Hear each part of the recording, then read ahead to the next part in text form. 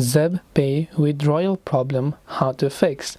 If you're having some kind of issues during the withdrawal process on ZebPay, well, it should normally withdraw it right away if your bank account details are correct.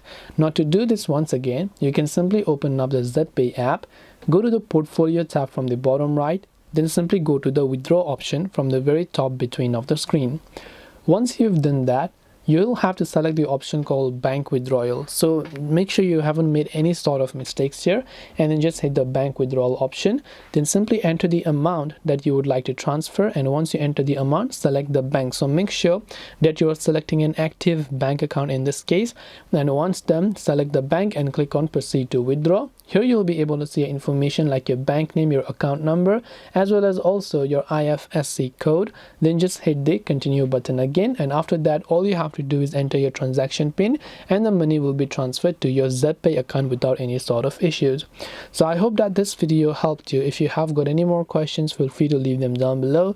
Thank you for watching till the end, and see you soon in the next video.